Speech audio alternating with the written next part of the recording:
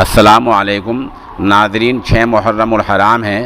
خبر کا عنوان ہے افغانستان کے صدر اشرف غنی نے ملک چھوڑ دیا۔ اس پر ہم زیادہ تبصرہ نہ کرتے ہوئے صرف قرآن حکیم کی وہ آیت پڑھنا چاہیں گے۔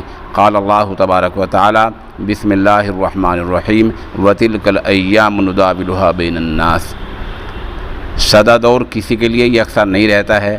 آج کسی کا عروج ہے، کل اسی کا زوال ہے۔ آج کوئی اوپر ہے، کل وہی نیچے ہے۔ کل کوئی اونچائی پہ ہے، آج وہی پستی میں ہے۔